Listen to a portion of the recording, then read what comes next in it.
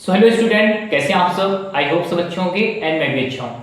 So student, अभी काफी ज्यादा क्वेश्चन हमसे पूछा जा रहा है बच्चों के थ्रू कमेंट बॉक्स में कि sir please tell me about the difference between D pharma and B pharma, यानी कि डी फार्मा और बी फार्मा में क्या डिफरेंस है, आप प्लीज मुझे वो बताइए। ठीक है, तो आज हम इसी पे चर्चा करेंगे, तो आप हमारे साथ जुड़े रहिए वीडियो में लास्ट तक। तो चलिए स्टार्ट करते हैं। तो सबसे पहले हम समझ लेते हैं डी फार्मा के बारे में। बेसिकली में डी फार्मा होता क्या है।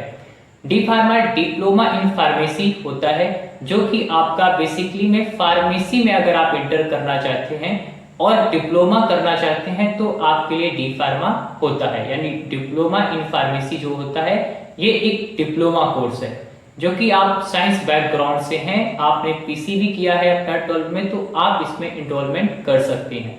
अभी के लिए पहले तो ये डायरेक्ट भी हो जाता था, लेकिन अभी क्या है, पीसीआई जो कि फार्मेसी काउंसिल ऑफ इंडिया है, जो कि रेगुलेट करती है आपकी फार्मेसी को सेंट्रल लेवल में। ठीक है, पीसीआई, तो उसने अभी इसमें एंट्रेंस एग्जाम लगा दिया है। तो आप एंट्रेंस एग्जाम देंगे और इसके बाद जो भी आप लाइक काउंसलिंग में कॉलेज डालते हैं और वो मिलता है, उसमें आप जाके अपना विजिट करते हैं, ओके, और रिपोर्टिंग करते हैं और आपको वो कॉलेज अलॉट हो जाता है और आप डिप्लोमा इन फार्मेसी में एनरोलमेंट कर लेते हैं। ठीक है, अगर बात करते हैं इसके एलिजिबिलिटी की, तो ऑलरेडी हम बता चुके हैं कि अगर आप लाइक साइंस बैकग्राउंड से हैं, पीसीबी किया है, तो आप इसमें इजीली अपना एनरोलमेंट करा सकते हैं by through the entrance exam. Okay, अगर बात करते हैं इसमें कि आपको क्या क्या पढ़ने को मिलता है, तो इसमें आपको पढ़ने के लिए लाइक फार्माकोलॉजी, फार्मास्यूटिक्स और भी कई सारे लाइक सब्जेक्ट पढ़ने को मिलते हैं फार्मेसी के। हाँ, लेकिन कह सकते हैं कि ये जो सब्जेक्ट होते हैं आपको बहुत ही ब्रीफ नॉलेज के साथ पढ़ने को मिलते हैं।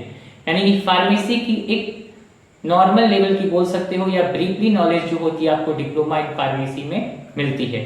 अब बात कर लेते हैं कि सर इसमें क्या क्या जॉब अपॉर्चुनिटी हो सकती हैं।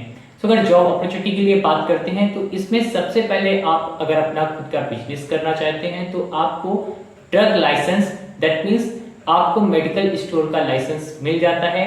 ठीक है, और आप एक रजिस्टर्ड मेडिकल प्रैक्टिशनर्स बन जाते हैं। ठीक है, तो आप एक रजिस्टर्ड फार्मासिस्ट होते हैं, तो आप अपना खुद का मेडिकल स्टोर खोल सकते हैं। या फिर अगर जॉब की बात करें तो आप हॉस्पिटल फार्मासिस्ट के तौर पे काम कर सकते हैं। एंड साथ ही साथ कई सारी गवर्नमेंट की वैकेंसीज निकलती हैं, like railway pharmacist, okay, navy pharmacist और भी डिफरेंट जो डिपार्टमेंट होते हैं गवर्नमेंट के, उसमें फार्मासिस्ट की वैकेंसी निकलती हैं, जिसमें कि कई बार डी फार्मा कई सारी जॉब में एलिजिबल होता है और कई सारी जॉब में एलिजिबल नहीं भी होता है। ठीक है, अगर बात करते हैं कि क्या सर अगर ये फार्मेसी वाले जो यानी डिप्लोमा वाले इंडस्ट्री में जाना चाहते हैं तो जा सकते हैं, तो हाँ जी आप जा सकते हैं, लेकिन आपको जो प्रेफरेंस मिलती है सबसे ज्यादा मिलती है प्रोडक्शन डिपार्टमेंट में। प्रोडक्शन डिपार्टमेंट में ऐसा लाइक आपको असिस्टेंट प्रोडक्शन में रख सकते हैं। ठीक है, तो आप वहां पे काम कर सकते हैं। ओके, आप फर्दर अगर ग्रोथ चाहते हैं तो आपको बैचलर इन फार्मेसी कंप्लीट करना पड़ता है। हाँ, लेकिन ये है कि आप सेकेंड ईयर से ही डायरेक्ट अपना लाइक बैचलर इन फार्मेसी में कोर्स में एनरोल कर सकते हैं। अब बात कर लेते हैं बैचलर इन फार्मेसी की। बैचलर इन फार्मेसी आपका बैचलर कोर्स है, या फिर हम बोल सकते हैं कि ये एक यूजी लेवल कोर्स है, अंडर ग्रेजुएशन कोर्स है, जो कि 4 ईयर यानी कि 4 साल का होता है। अभी इसमें कोई इंटेंस एग्जाम देना नहीं होता है, आप डायरेक्ट प्राइवेट लाइक कॉलेजेस में या यूनिवर्सिटीज में लाइक इनके खुद के एग्जाम कंडक्ट कराते हैं। इंट्रेंस एग्जाम तो देना रहता है, लेकिन अगर आप प्राइवेट अगर स्कूल में कॉलेज में कराना चाहते हो तो डायरेक्ट भी करा सकते हैं। ठीक है, ये 4 साल का कोर्स है, तो इसमें काफी आपको डीप में चीजें पढ़ने को मिलती हैं, फार्माकोलॉजी है ना, और फार्मेसी, डिस्पेंसिंग, कई सारी चीजों के बारे में, मेडिकल केमिस्ट्री, कई सारे डिफरेंट सब्जेक्ट आपको डीप में पढ़ने को मिलते हैं।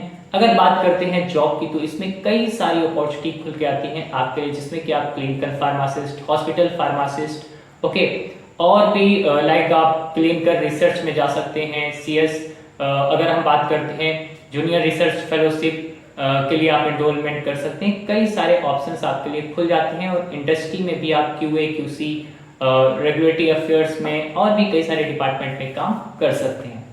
अभी बात करते हैं कि अगर इसमें आप मास्टर्स कर लेते हैं तो स्पेशलाइजेशन के साथ में और भी आपको ऑप्शंस हो जाते हैं।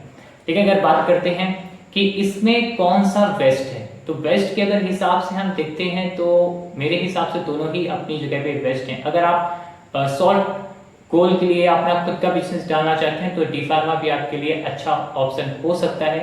अगर बात करते हैं कि अगर आप फार्मास्यूटिकल इंडस्ट्री में काम करना चाहते हो, क्लिनिकल फार्मासिस्ट या फिर क्लिनिकल रिसर्च में जाना चाहते हो, तो फिर बैचलर इन फार्मेसी आपको कंप्लीट करना रहता है और उसके आगे भी हो सकता है कि फर्दर आप स्पेशलाइजेशन के लिए भी जा सकते हैं, master in pharmacy for the long growth. Okay, so अगर वीडियो अच्छा लगा तो लाइक सब्सक्राइब शेयर कर देना और भी अपने दोस्तों को शेयर कर देना ताकि वो भी इन चीज़ों को समझ सकें।